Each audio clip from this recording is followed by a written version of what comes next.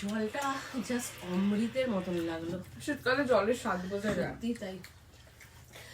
আর এ হচ্ছে ভাত পেটুক মানুষ, দেখো আমার একটুখানি ভাত নাহলে ঘুম আসে না। হ্যাঁ, ও রুটি খেয়েছে আর বলছে পিসি আমি এইটুকুনি ভাত খাবো, আর ওর জন্য একটু ভাত রেখেও দেওয়া হয়, কারণ আমরা সবাই জানি ও ভাত একটু লাগেই, ওর লাগে, তা সেই কারণে ভাত না হয়েছে।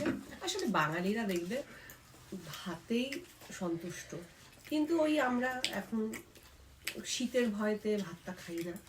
তবে আমাদের বাড়িতে সারা বছরই রুটিটাই চলে।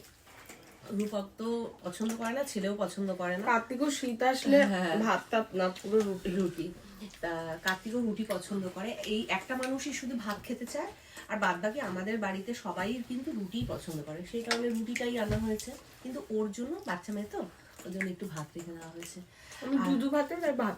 হ্যাঁ, আর রাতে এই দেখো রুমালি রুটি আর তড়কা নিয়ে আসা হয়েছে, সাথে তো নলেন গুড় রয়েছে, বেঙ্গল মার্কা নলেন গুড়।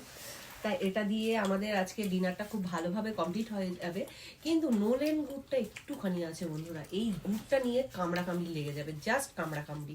মানে গুড়টা এত ভালো যে পুরো শেষ। আমাদের আরেকটা অর্ডার দিতে হবে। তা এই শীতে বেঙ্গল মার্কা নলেন গুড়টা কিন্তু একদমই মিস করো না, এতটাই ভালো খেতে। রুটি দিয়ে তো অসম্ভব ভালো খেতে লাগে, পিঠে দিয়ে তো ভালো লাগবেই, কিন্তু রুটি দিয়েও কিন্তু অসম্ভব ভালো লাগে। তা চলো আর বক বক করবো না, খাওয়াটা শেষ করি। আজকের ব্লগটা এখানে এন্ড করছি, টাটা।